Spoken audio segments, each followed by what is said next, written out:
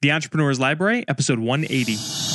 Welcome to the Entrepreneur's Library, the only book-centric podcast that reviews all the top-selling business books and shares authors' perspective firsthand. This is your resource to finding the next great book that will enable you to grow personally and professionally. Welcome your host, Wade Danielson. Welcome back to the EL. Today we have Hendrie Weisinger, author of Performing Under Pressure. Welcome, Hendrie, and thank you for joining us on the Entrepreneur's Library. My pleasure to be here. Before we take a deep dive into performing under pressure, will you take just a moment to introduce yourself? Tell us a little bit about you personally. Sure. My name is Hendrie Weisinger. I am living currently in the East Coast in the state of Connecticut. I'm a psychologist by trade. I have spent much of my career working with organizations, Fortune 500 companies, government agencies, mental health organizations, around these subjects of emotional intelligence, giving and taking criticism, managing anger. I've taught in many business schools such as UCLA, Cornell, NYU, MIT, and have been doing a lot of work in the last decade on the subject of managing pressure. So I think that I'm very excited about the subject. I think it's something that everybody has difficulty with, and I'm eager to speak about it. Excellent. So now let's turn the attention to the book, which is on pressure, Performing Under Pressure, which will be made available actually here in a couple of days. But by the time this actually comes out, the book will be out as well. So book's out February 24th, 2015. And Hendrie, we're going to move quickly, but we're here to cover the top questions that our listener/future reader would like to get answered. And the first one that they have is, what was the inspiration behind writing Performing Under Pressure? I would say that it was actually a collection of experiences that got me into the direction of looking at how people perform under pressure situations and why some people are able to do it effectively and some people aren't. The specific incident actually goes back to my clinical days at the Brentwood VA Hospital. I was a psychology intern. I was working with a young guy who was a Vietnam veteran, and I gave him literally 3 minutes to speak to his mother in Brooklyn. We were in LA, and tell her that he was being discharged from the hospital. And I told him if he could not do it in 3 minutes, I'd be taking the phone away. I thought I had prepared him actually to handle this. I started to hear the mother, this is without a speaker's phone, bombarding him with critical comments, things along the lines of, are they nuts? You're sick. You need to be in a hospital. Literally, he started to choke on his words in front of me. I had to take the phone away. Now, that was really the first incident. And a year after that, when I was in a private practice, I was working with a young college student who had to tell his parents some what he thought was shocking information. I thought I had prepared him as well. He did a little better than the guy a year before. At least he was standing when his parents left my office, but it took him about an hour to settle himself down physically. Those were really two early experiences that got me into the clinical perspective of why people have trouble in a pressure situation. Then in 1994, I moved to Connecticut. I'm a diehard Yankee fan. I was watching Yankee games every night, and I would see them blow leads every night. They would choke. And again, I started to ask myself the question, why do some people choke, others don't? And that was the point where I started a formal exploration into the subject. And I've been reading a lot of research that others have done on the subject. And through my own understanding, I think I've come up with a very novel way of looking at the concept of pressure and how it impacts us and how best to perform in a pressure situation.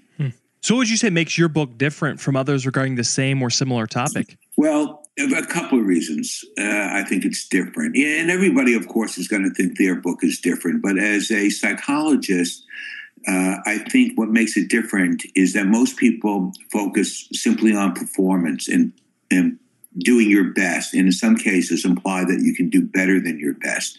I think what makes this book different is I studied the subject of pressure as a separate entity. If we were going to personify it, I would have to say that it is a villain in your life. And I took an evolutionary perspective. Why do we feel pressure in the first place? Many times there are, with marriage, you hear the expression or the cliche for better or for worse. With pressure, the frequent cliche is do or die.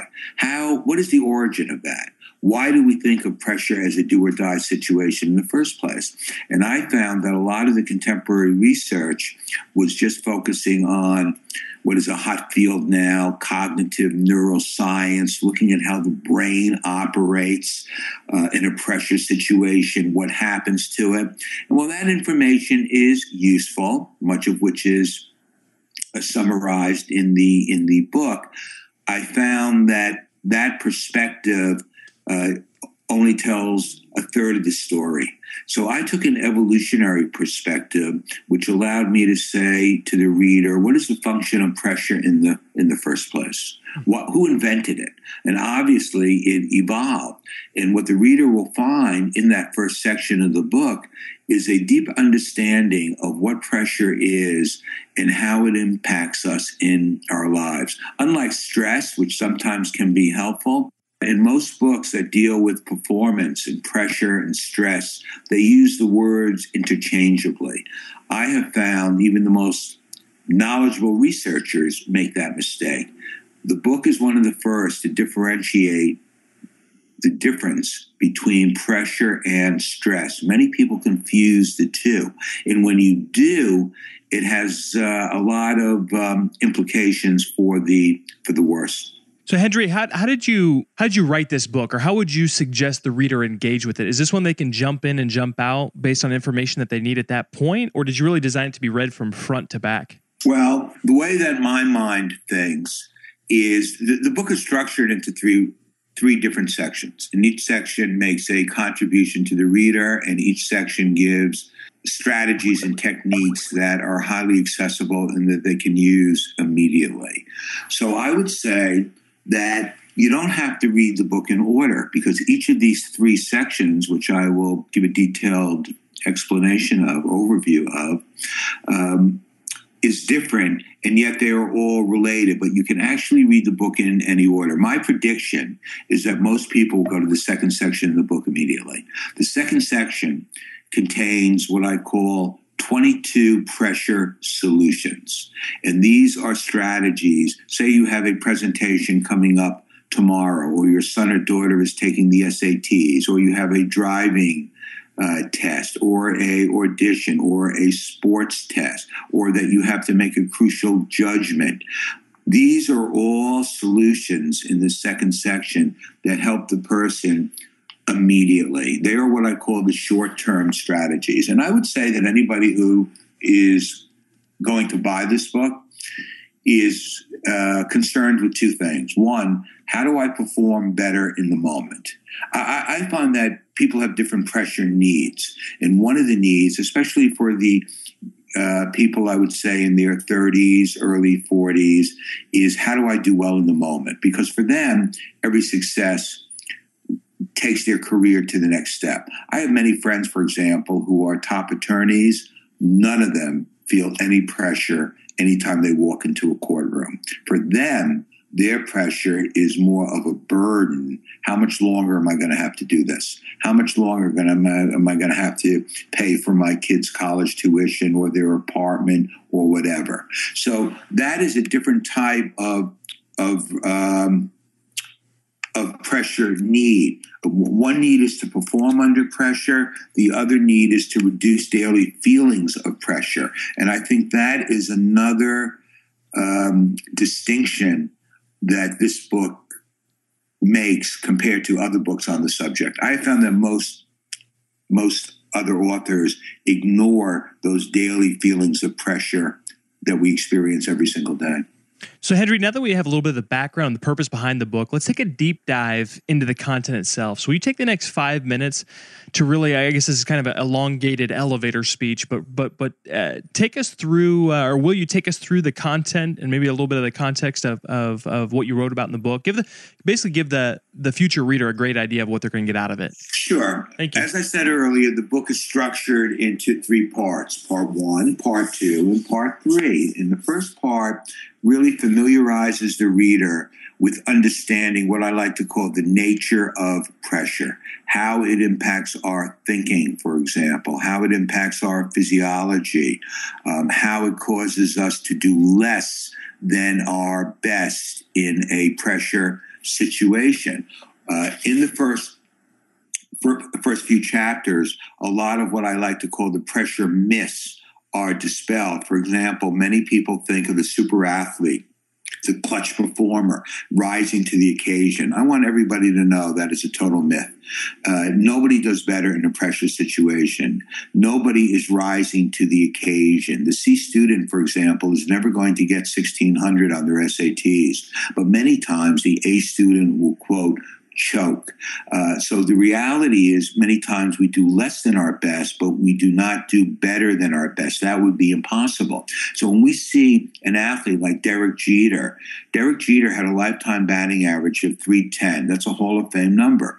But his lifetime batting average in the playoffs was also .310. He didn't rise to the occasion. He just didn't choke. What is surprising about Tom Brady throwing a touchdown pass in the last 30 seconds of a game? He throws them all throughout the game. So this is one of the things that I've learned, is that we have this idea that we think that we rise to the occasion. It's like people think that their creativity, when they're pushed up against the wall, that they're actually going to be more creative. We talk about many studies that have been done from the best universities, such as Harvard, where the researchers have shown that pressure limits your creativity. It doesn't enhance it. So what the reader is really getting in this first section is a knowledge base about pressure. Why does it make us anxious in the first place? What is the origin of that? Why do we think of it as a do or die moment? And also, the book gives insight into the notion that many conventional ways of how we try to motivate people, whether it's people we work with, whether it's ourselves or our children, like using incentives, giving support, these I have found are really pressure traps. They actually increase pressure. Saying to your team, you're going to get a big bonus if this is successful, does not motivate them. It motivates them to distract themselves by thinking about a bonus and takes their mind off the current task that they have to do. A parent who says to his son or daughter, do well on this test and I will get you a iPod, is actually motivating the kid to cheat. Why do smart kids cheat? Why do top executives lie? What is the reason? My theory is that the pressure makes them do that. So the reader will see that it isn't just performance that pressure impacts adversely, but it also impacts and bends our ethics. It impacts how we communicate in our marriage. In fact, one of the interesting studies we point out from University of Washington is that how a couple handles and communicates under pressure is probably the best predictor of whether or not they will stay together in a happy marriage for a long period of time. So that's what the first section is about, how pressure really is a villain in your life. And I would invite the readers or the listeners at this point to be asking themselves, when was the last time any of you came home from work and said to your partner, gee, I wish I was under more pressure? When was the last time your kids complained, Mom, Dad, they're not putting enough pressure on us at work? And you have never heard a sports announcer say the stress is increasing, but you hear the pressure is increasing. So one of the fine points of this first section, we devote a whole chapter to this, is the difference between stress and pressure. The second section is what I call the pressure solutions. And these are 22 strategies that are instantly accessible. You can do them immediately. And basically the reason that these pressure strategies work is that they reduce the negative feelings such as embarrassment, anxiety, fear that pressure creates. They help us minimize distracting thoughts that typically occur during a pressure situation. For example, you're giving a presentation, the next thing you know, you're starting to think, am I making a good impression? What is my boss thinking? Well, those thoughts, we call those worry cognitions, distract you from what you're supposed to be talking about. And the next thing you know is you have a mental blank.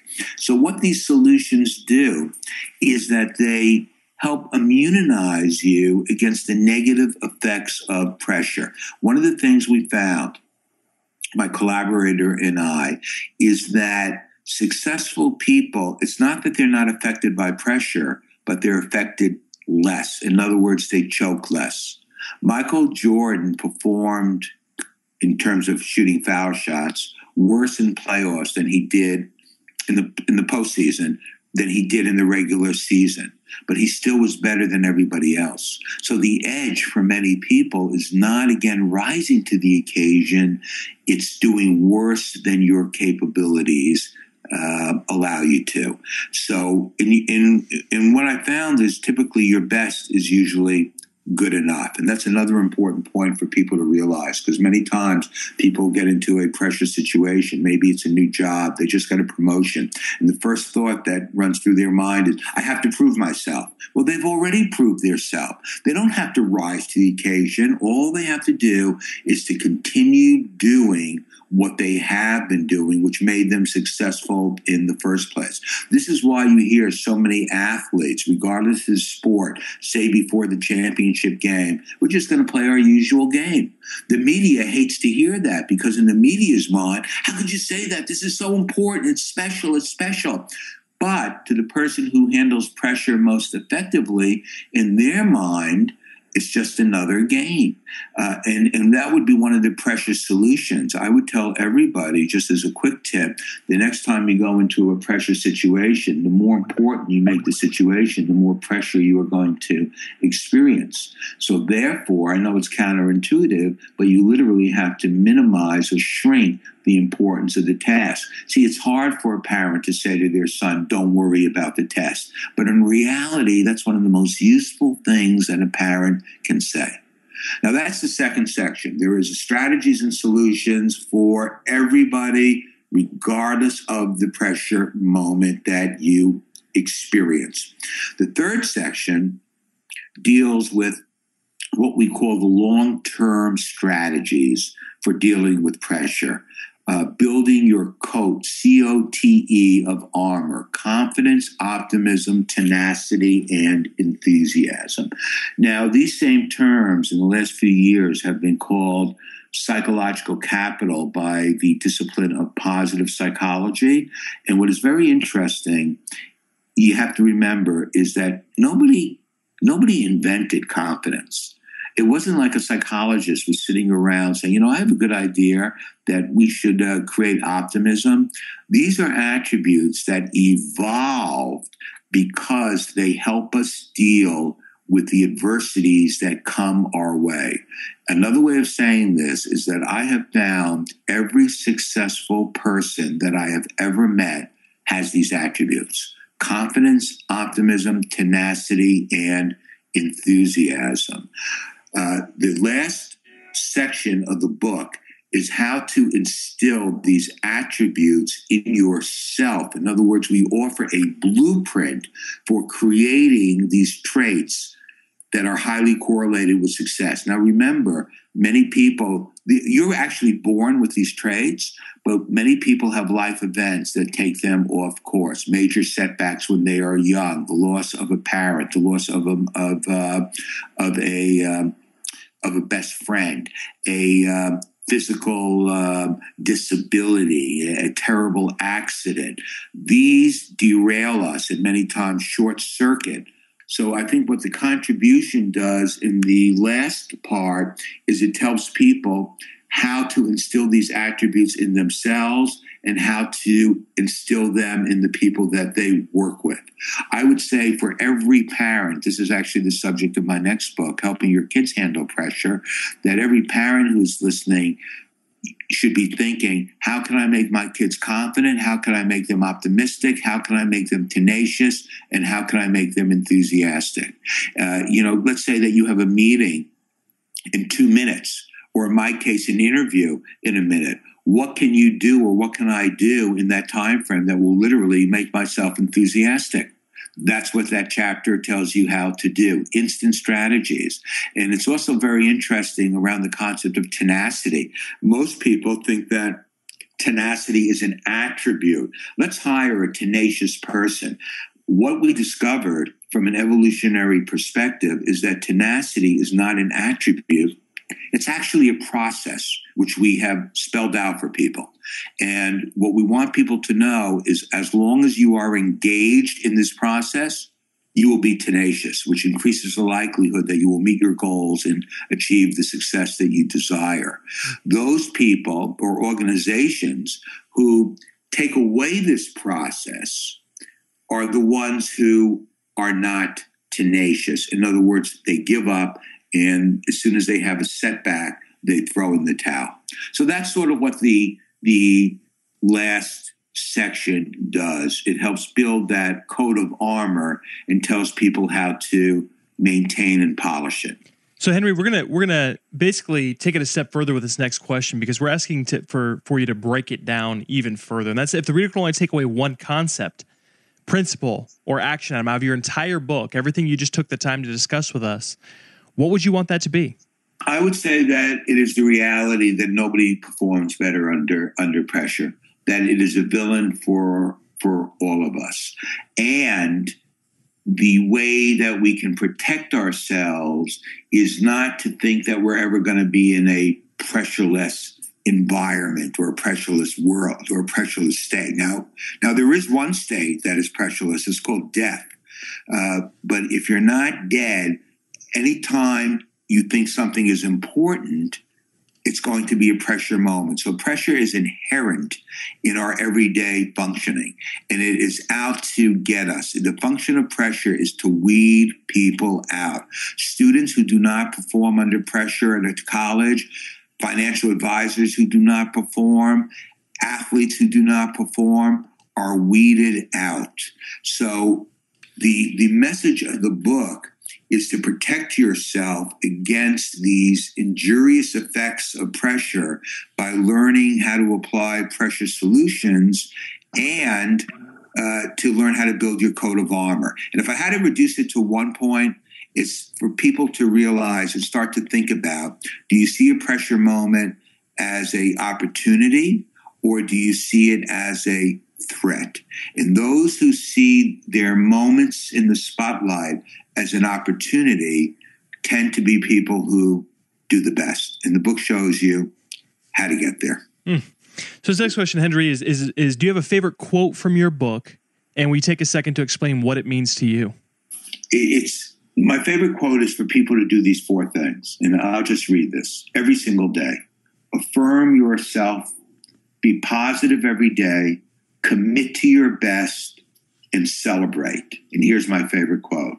These 4 simple actions will give you your best possible life, and you can ride with the 4 horsemen. And when I say 4 horsemen, I am referring to not the Old Testament, but to the 4 horsemen of Notre Dame, otherwise known as confidence, optimism, tenacity, and enthusiasm.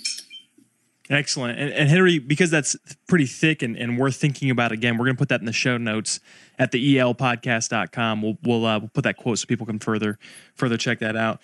And this is going to get away from the book just here for a second, but as a book-centric podcast, we love to grab book recommendations. So if there's only one book you could recommend to our listeners based on the way that it's changed your life, maybe created a paradigm or a lifestyle shift, what book would you recommend? I have to tell you, the books that I would actually recommend, they're not in print anymore.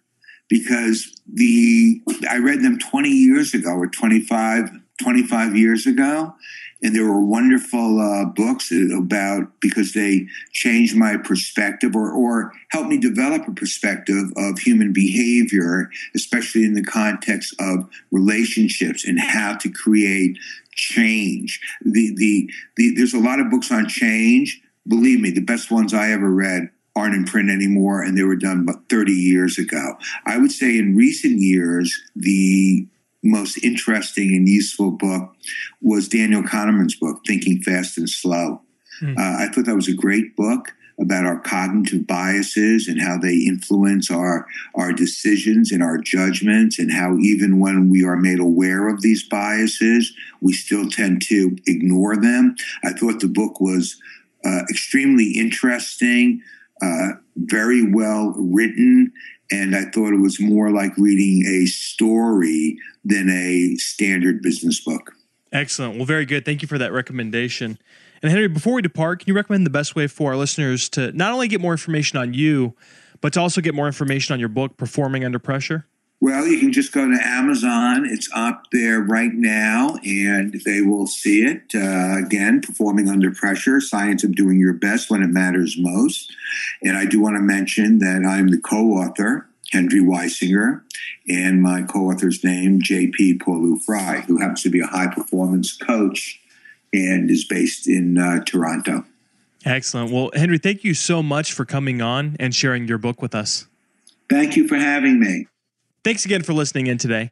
If you'd like an opportunity to win Hendrie's book, you can go to the elpodcast.com and become a VIP. Also, if you'd like more information on Hendrie or Performing Under Pressure, his book, check out the show notes at the elpodcast.com. Looking for your next book idea? Head over to the elpodcast.com, where Wade shares his amazing resource, the top 10 business books recommended by over 500 entrepreneurs, with you for free. That's the elpodcast.com. Till the next time, keep it on the EL.